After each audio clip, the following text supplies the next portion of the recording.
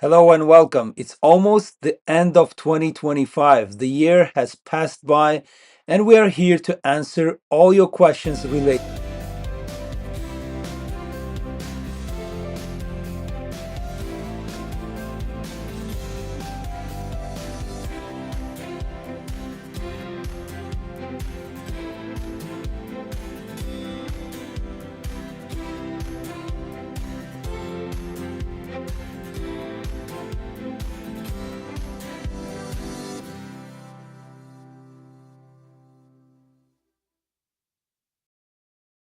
Hello and welcome. The year has passed by. 2025 is almost over, and this is our last live Q&A session for the year.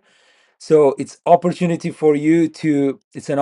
to answer questions and get your feedback.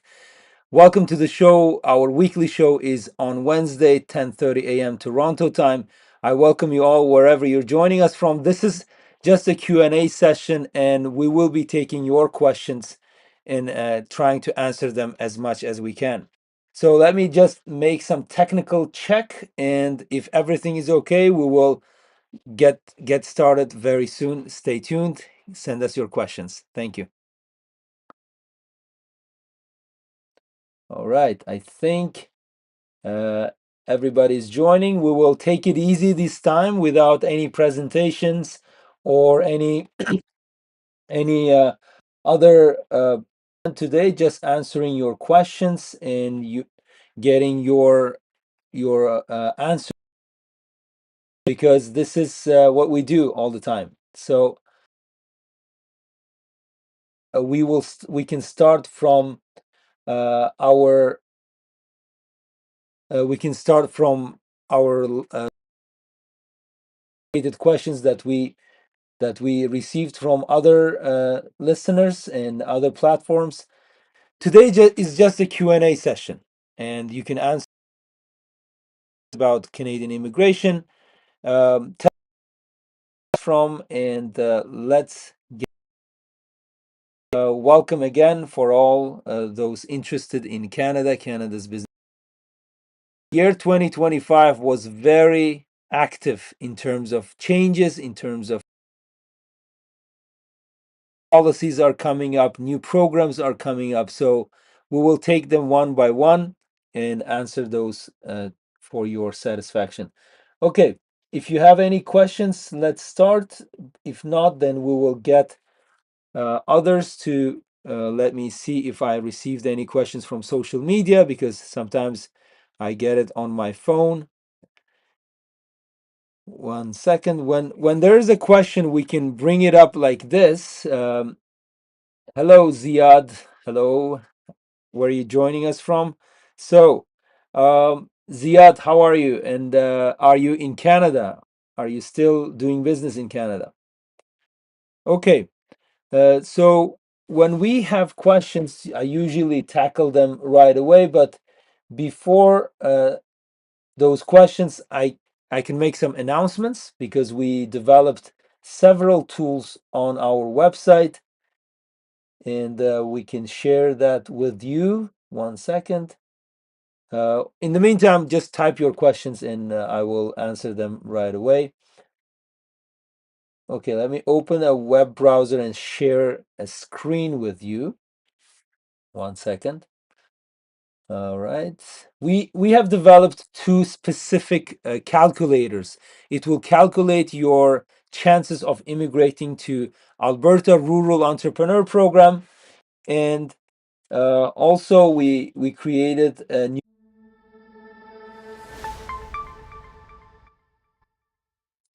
All right, yes. One second, I will share my screen. If you have questions, please start typing. Let me bring that website for you, and then I can share it right away.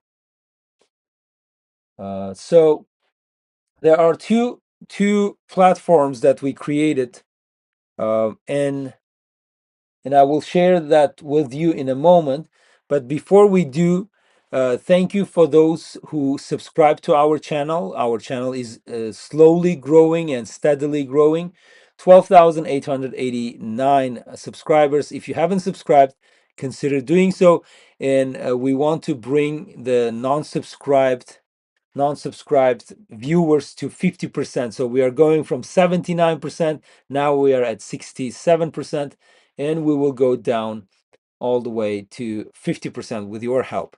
So let's share the screen. I want to share it with you and show you what we have developed for our viewers. So first tool that we developed, and all these links will be in the description section of this video after we finish our live streaming. So we have developed an Alberta Rural Entrepreneur Stream Calculator. This is where, if you are interested in Alberta Rural Entrepreneur Stream, this is where you come and begin your assessment. There are 12 steps. It's very easy. It's easy to answer. You answer all your questions, and at the end, it will evaluate your chances. It's very straightforward. I suggest you go and use it. It's based on the official point system of Alberta Advantage Immigration Program, AAIP, and it will give you realistic chances. It will evaluate your realistic chances for this specific stream. The second tool that we developed, it's a free tool. You can use it at any time. If you go to sobirovs.com website and under business immigration, uh, we developed a tool for New Brunswick Entrepreneur Immigration Program. So this is a very detailed guidelines, but when you scroll down, here's your how to find your chance in the New Brunswick PNP. You just click that, and this one opens up. It's a heavy tool, so please bear in mind that it should open up in a few seconds. So then you begin your assessment here too. So you answer a few questions, maximum 14, and it's just choosing the questions, and at the end it will tell you the weak parts, your strength, what you need to do, what you need to improve, and what are your realistic chances. Overall, sobirovs.com website is a great resource for those who are interested in business immigration, in entrepreneur immigration, investor immigration to Canada. So this is an question. So now it's the time. So we have, I think, one question now. That up. 1 second. The question is here. Um, Ziad Fakron is asking the question: how see permit to francophone immigration inside Canada for francophone? It's chance. We have been doing C10 and C11 mostly for speaking clients. Now francophone immigration has ramped up, and I think we can do the same for francophone immigration, although we haven't done very many of those files before. So it is still a traditional, you know, typical C10 application for work permit. It is if you have strong background and all the documents are in place, I think it's a realistic chance to do that. Okay. Um, Now, many other questions that we receive is usually about startup visa. What's the fate of that program now? There are many rumors. We hear in immigration industry a lot of rumors. What's coming up and what's not. Usually, the tactics of the of the of the government is that they want to give you big news before the holidays, right? So we are expecting some big news pieces coming up from the government by before the end of the year. And once, usually that's the tactics, just give the big news, shocking news at times, and then let the people digest those pieces during the holidays, relax, and the new year, new chapter, new page, we will open with, having digested those shocking news. The startup visa program is very peculiar because it's been overcrowded, to say the least, overcrowded, and there needs to be changes. There needs to be lots of changes for this program to be efficient. About the efficiency of that program, we will have to see and analyze, since its inception as a startup visa program, how much benefit did Canada get by bringing so many startups to Canada? How many of them succeeded? How many of them just closed after getting permanent residence? How much economic value they brought in to Canada? So there's a lots of analysis there, and immigration levels plan for 2026 and 2028. They have very modest number of federal business category, 1,000 people. That's not applications, just people. 1,000 people as a maximum spot for federal business categories. Therefore, we think PNPs, provincial nominee programs, such as Alberta Rural Entrepreneur Stream and New Brunswick Provincial Nominee Program for Entrepreneurs, British Columbia PNP for entrepreneurs, both the base category and regional categories. These are some of the PNPs that will be more active in the new year. Okay. Now, there are a few questions we received from our audience in advance. Let me bring that up. 1 second. So, those questions are questions from the website. Which Canadian business immigration pathway is more realistic for me in 2026? Is it C11 or PNP? Wow, that's comparing apple to oranges, because C11 is a federal business immigration program, while PNP, by its own name, it's a provincial business immigration program. I think if you compare an entrepreneur stream under a province and C11, these are two incomparable categories.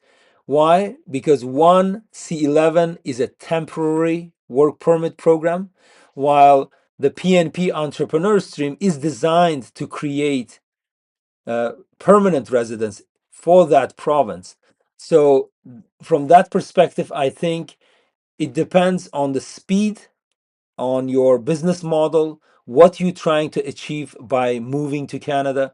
Depending on that, C11 and both, I cannot say this one or that one is better, but it's you need to see your goals. You need to see your motivation of immigrating to Canada.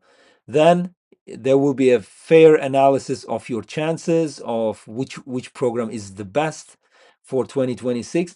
But speaking generally, in general, as I mentioned earlier, the federal business categories, whether it's temporary or permanent, uh, will be more restrictive in the new year, in 2026, while PNP categories, the quotas for PNPs have increased from 50,000 to 91,500. So provinces will be the gatekeepers of immigration in 2026 and forward. So from that general comment, I would bet on PNP rather than C11. But again, C11 is a great program for suitable candidates. It's not for everyone, and depending on your goals, depending on your urgency and risk tolerance and whatnot, so you need to be open to PNPs too. Next question is so this one, oh wow, this is more loaded. That it's a general question from the audience. Which Canadian business immigration pathway is most realistic for me? That's a C11, PNP entrepreneur, startup visa, owner operator alternatives.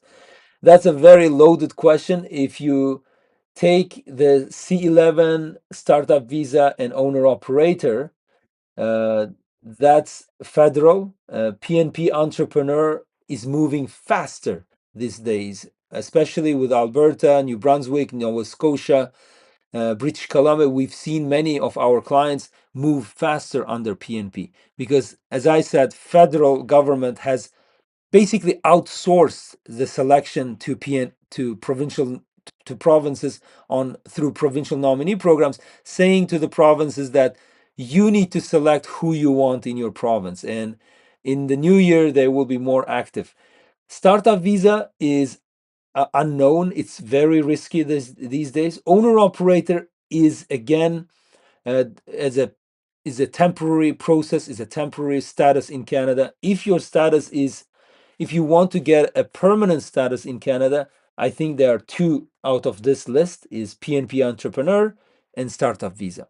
I have a video that is coming up comparing the C11 to startup visa, and I will compare those programs in my future videos. I will make sure that you have the clearest and the biggest picture before you make your choice. And of course, it's the best to consult consult a business immigration lawyer who's been doing this for a long time. Okay, question number 2, which is from LinkedIn. Are provincial nominee programs becoming more reliable than federal business programs, and why?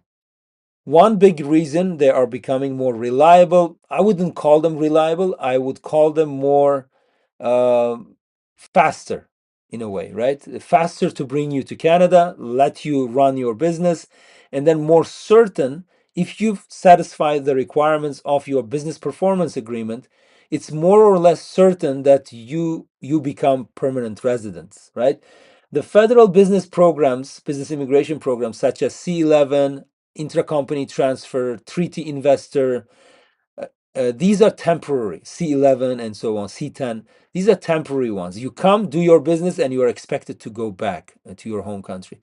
Startup visa, which is a direct access to PR, is being challenged these days. So overall, from in the federal business immigration world, I don't see much certainty about permanent residence, obtaining permanent residence, while provincial nominee programs are designed, as I said, are designed to create permanent residence from those entrepreneurs, right?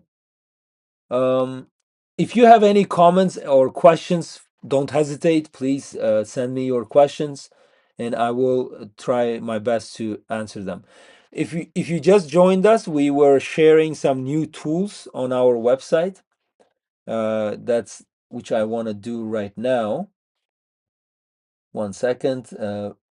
This is this is on our website. We have created two calculators. One is a New Brunswick PNP calculator. This is for New Brunswick business immigration stream, and another one is for Alberta rural entrepreneur stream. We've created uh, a free tool that assesses your chances, you know, probability. It will assess the probability, what you should do to succeed, what are your weaknesses, what are your strengths. All these links will be in the comment section and in the description of this under this video. So if you have questions, let me see. Here's Negar Mozaffari is asking a question. Let me bring that up. Thank you, Negar, for active participation. So Negar is asking the following question: which PNP entrepreneur is less competitive? I mean, high chances of success.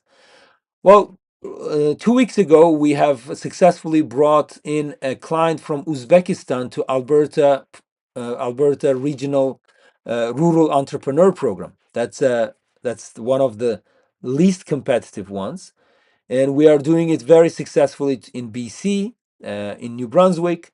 We have a lot of businesses for sale that we can find for our clients, of course, using the independent business brokers. And I think it depends who the candidate is. If a candidate has good net worth, at least 300,000 net worth, and he or she is able to run a business by purchasing a business for at least 100,000 Canadian, the more the better, of course. These are the minimums. Alberta seems to be a willing province to facilitate faster process. I wouldn't call them less competitive, but regardless of regardless of competition, there are so many communities in Alberta participating in rural entrepreneur program. Plus, there's also British Columbia regional streams, right? Regional communities participating, and they have declared in on the website that here are the businesses we want in our communities. If a candidate can deliver that, it's a basically a contract, right? I deliver you the business, I bring you the business here, I run it successfully, create jobs or preserve jobs in that community, and in exchange, I want you to nominate me for permanent residence. I think BC is a great province. Alberta is a great province. New Brunswick is up and coming. They are very fast. And I also salute Nova Scotia. Nova Scotia has interesting programs and they are also fast. So I wouldn't use the word less competitive. I would use a phrase more opportunities in those provinces. Okay. Now, another question from Sahinaitak. I hope I'm pronouncing it correctly. I will create a profile to benefit from the foreign worker program. Does my English score need to be 7 or above? If my score is below 7, can I still apply for PR if I receive a state invitation? So you are creating a profile under express entry for federal skilled worker program, I believe, not foreign worker program, right? Because you are mentioning the PR. I think probably you are talking about express entry federal skilled worker program under express entry. And not only your English has to be high, your education must be high, your age your age should be appropriate in a sense that it can get you maximum points. And also, if you have a special in demand profession, some of the provinces in Canada, they may nominate you, they may select you in a way, right? I don't think that I have enough information to say um, whether you will be enough or not, but minimum requirements, you can create a profile when you have your diploma evaluation, ECA, and then you have your ILTS, general ILTS score. You can create a profile, but more importantly, calculate your score under express entry. Is it realistic? But on the other hand, the practical aspect of it is that most of people who will succeed in express entry and become permanent residents are already in Canada. They are working, they are studying, they're learning French, they're getting Canadian work experience. Among those, you need to be super competitive if you're outside of Canada and you don't have any presence in Canada. You haven't studied in Canada or you haven't worked in Canada. For an outside candidate, it's very tough to qualify under express entry. The only way that we see possible under express entry these days is either you know French very well and you have in-demand profession. So if you're an outside of Canada candidate, you need to really calculate your score. And for the last year, we didn't have, I think we have only one draw for federal skilled worker from outside of Canada. All others were either French or in-demand profession, PNPs, or Canadian experience class. So these are the challenges for outside of Canada applicants. So um, I got your question. I think you sent it twice. Thank you, Sahinaitak. Sahin Aytaç. I think it's a Turkish name, right? Sahin Aytaç. Thank you, Sahin, for that question. As I said, it is quite challenging for outside of Canada applicants to apply directly to PR. Now, Negar is coming up with a, if the person doesn't want to put on risk 100,000 before coming to Canada, then what? Well, Negar, you don't, under PNP, we are discussing your first question, right? The PNP question, and now this question. The PNP is an expression of interest process, right? You express your interest. If the province likes you and likes your business plan, what you're trying to do, then they say, okay, now apply your full business application, business immigration application. The actual money starts leaving your pocket when you arrive to Canada. When you start a business, you have some time to start a brand new business, or you can acquire a new business, an established business in Canada. So the $100,000 is not spent before coming to Canada. It's spent either during coming to Canada or after arriving in Canada. So the mechanism, the timeline needs to be understood very much in detail. For example, I'll give you an example of a real client of ours. The client came from Uzbekistan. Now he's taking over a shop in Alberta. He, of course, brought his family. That's an expense from out of pocket expense. He now rents a place. Now he will start investing into his business. Understood? Now it will be going out of pocket $100,000 that he promised to invest in Alberta. The risk that you are talking, you are saying, give me the papers first, and then I go to invest. That's what PNP really does, in fact, right? They will tell you, okay, we like your project, we like your business plan, we like what you are trying to do. Now come to Canada and start doing it. Once you do it to our satisfaction, once the province is satisfied, then province says, okay, you've done what you promised to do on the business performance agreement that province and you sign, and they will nominate your candidacy to permanent residence. That's how it works. It's not risking $100,000 to business before coming. It's during the process. You start investing and developing your own business. It's your own pocket in a way, right? The business belongs to you. Government wants you to either buy a business and save it in a way, or create a new business and create new jobs for that province in that community. I think I hope it clarifies your concern. It's there are many misunderstandings in the PNP and overall immigration. So I think risking, of course, there's always risk in immigration, any type of immigration, business immigration or personal immigration. You should be risk tolerant. You need to take risks because it's a give and take process, right? It's not just government is so desperate that people needs to come to Canada. No, you want to come to Canada, you need to take some risk. Government will take a risk because they let you in to see if you perform within the 18 months or 24 months. They need to see if you deliver on your promise. They take the risk too, right? Yeah, an entrepreneur takes a risk, government takes a risk, and so on. Now it's a follow-up from Negar. Let's clean up this question. So we don't have to purchase, for example, a shop before. You have to sign an agreement. You have to find the shop and say, I will purchase this shop. This is my application, and within the shop purchase, you need to put it in your application package. Persuade that you've taken all the steps to purchase this shop.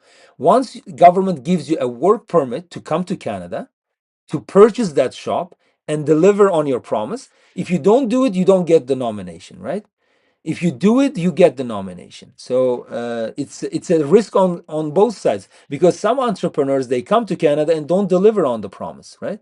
That's why their work permit is then canceled, and their PR is at risk. They cannot get the PR.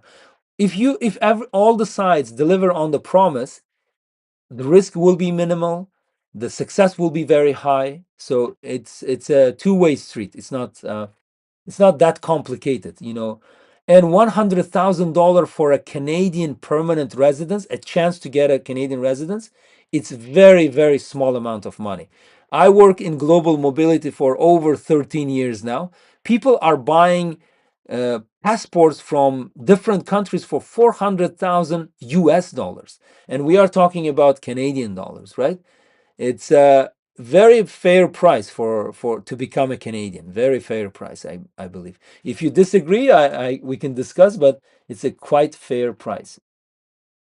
A question from website: is it safer to buy a small business or launch a new one under current IRCC trends? Well, I think if you are so confident that you can run a business from zero, established from zero, that gives you the ultimate control. But it will take some time to make some revenue, to make some profit, right? From when the business is new in the saturated market like Canada, you need to burn some cash before you become profitable. But if an existing business gives you more certainty that the business has existed for some time, for several years, there are customers, the business is known to the community, to that small community that you are immigrating, that gives you more comfort.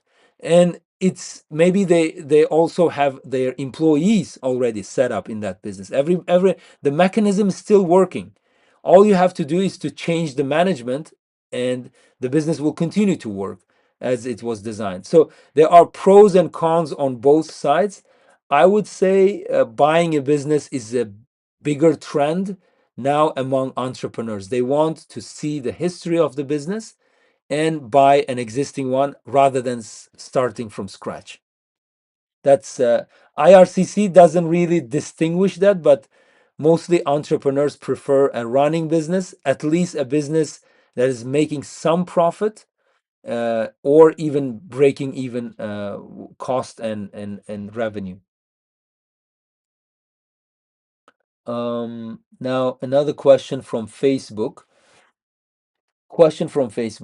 Can C11 still lead to PR in 2026, or is it strictly a temporary strategy?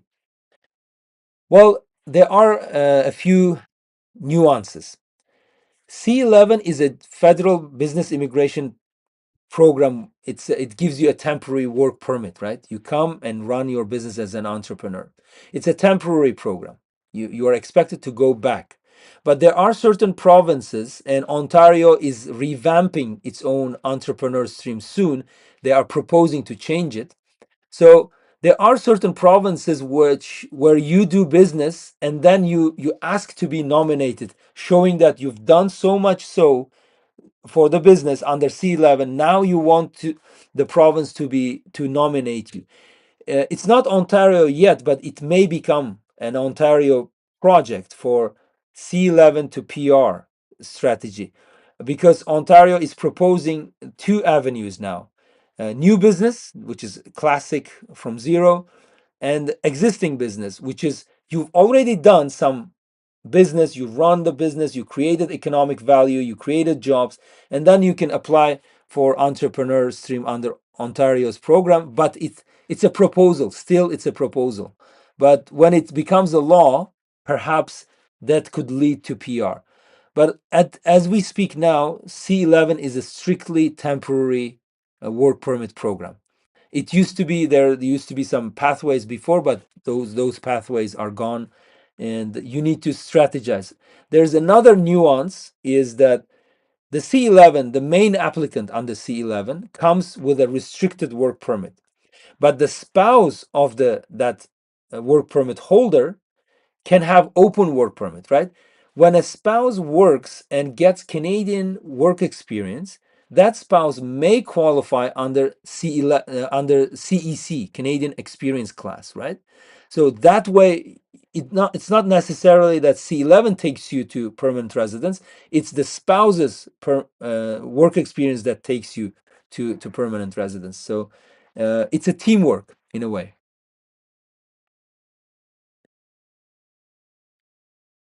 Okay, there are many questions. Let me catch up with those questions. Thank you. Now, Shaheen is asking another question. Excuse me. I'm currently working at a company in a position that is suitable for this program. The company is located outside of GTA. I thought this program was the only suitable option for me. Foreign worker program or federal skilled work? Because you were talking about the PR aspect. foreign worker program, yes, the company has hired you and you are working for that company, right? If you have worked for the company for 1 year, maybe you are eligible for Canadian Experience class. Look into that too. But federal skilled worker category, uh, it's it's a point based. If you don't achieve the necessary points, you cannot qualify under federal skilled worker. But if you're currently working for a company outside of GTA, Greater Toronto Area, if your experience is more than 1 year, then look into CEC, Canadian Experience class. Okay. A question from Furkat Sultanov is, could you please evaluate my portfolio for PR to Canada? I will graduate from PhD in AI from a Korean universities in South Korea. I have several quality publications with over 80 citations. Congratulations, that's great. I have 1 year industry experience in my major. I'm 31 years old and have a family and kids. What are my chances and how can I increase my chances? That's a great question. First, 31 years old is good, the age wise. PhD is good. Work experience 1 year is so and so. I wish you had more experience, but that's okay. The best way to for you to calculate the score is to go to CRS score calculator on the government website and enter all these qualifications. Then it will spit out a score for you. If you have above 450, 470, then if you as an outside of Canada candidate, you may have a um, good chance to immigrate to Canada. But again, the PhD will help you, and also your spouse's English language may help you. So you haven't indicated your IELTS score. It should be at least or 7.5 to have a realistic chance. That CRS score calculator, comprehensive ranking score calculator, is the best way to go, and you will see a realistic number that the calculator spits out, and then you will have more or less certainty. Again, 31 years old is not, after the age of 40, it will be really hard to immigrate permanently to Canada. Yeah, this is my evaluation. So go check out your CRS score and let us know. Okay, I think we have a good attendance today. We've been talking for half an hour. If you have any questions, let me know. So in the meantime, let me open that. Uh, you know, uh, that's express entry score. Let me share the screen. Uh, Here's the express entry. Check your score. This is where you check your score. Let me make it smaller. Okay. CRS calculator. This is what you will use. Basically, you tell all your story here. the The problem is, for the last several years, if you search for express entry draws, right? Here's the problem. Let me explain it with visuals. So this is the express entry. The last one was recently, this yesterday, basically, under Canadian experience class, when you have a 1 year Canadian work experience. 5,000 people were selected, and the passing score is 515. Now let's see previous rounds. What happened previously? So previously, we only had outside of Canada program. We didn't have for the whole year, I think. See, it's either French, Canadian experience, provincial nominee. There were many draws, but none of them were federal skilled worker or general draw, right? All of them, see, from January of 2025, we only had more specific draws, not general draws. If you look at um, French, the French was the champion of all draws. The French draws were, I think, 42,000 people were selected through French. You can see here, French, right? 6,000. Again, here, French, 6,000. You can see the passing scores, right? It's quite achievable. But for outside of Canada and who doesn't speak French, this is impossible. Either you have to be in healthcare, or you have to speak French, or you have to be provincially nominated, and that's it. That's the whole 2025 immigration in under Canada's express entry. That is very, and sometimes trade occupation, which was very rare once in a while. Almost all of them were either French, PNP, or CEC categories, and so on. See, French, 2005, 500, 2,500. Healthcare, 2,500. All of this tells us that in the future, the Canadian immigration will be something like on-demand immigration.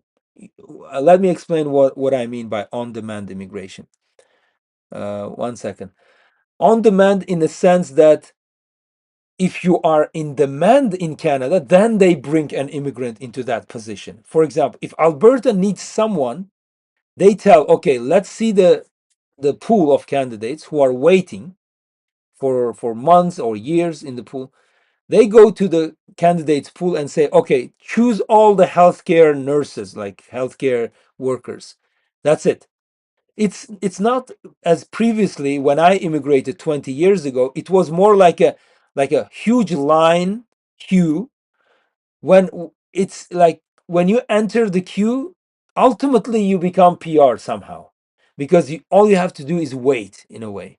But now with 2026 and 2025, especially with this bright example, in 2026, 27, 28, it will be very selective on demand immigration. So provinces and employers will be the gatekeepers of immigration. When they open the gate, people enter. When they close the gate, they don't enter. So this is a very simplistic explanation, but Canadian provinces and Canadian employers are becoming the gatekeepers of immigration. So that's my conclusion.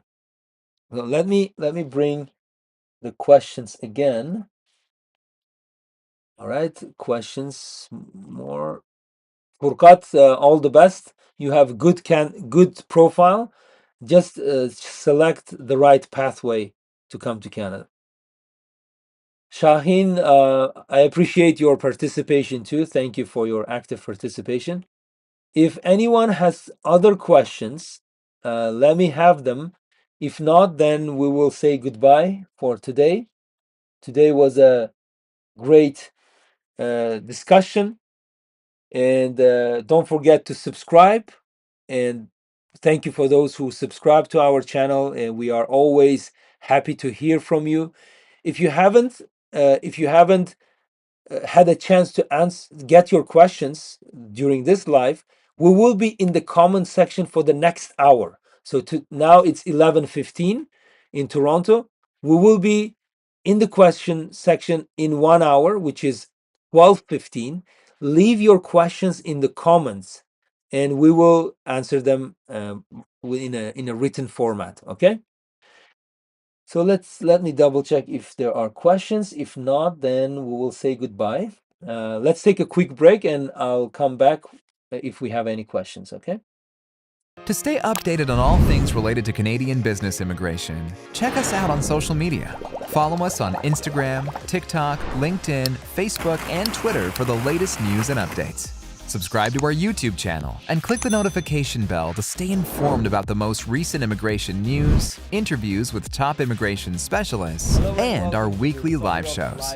Visit our website at www.sabirovs.com for more information or to book a consultation with our team of experts.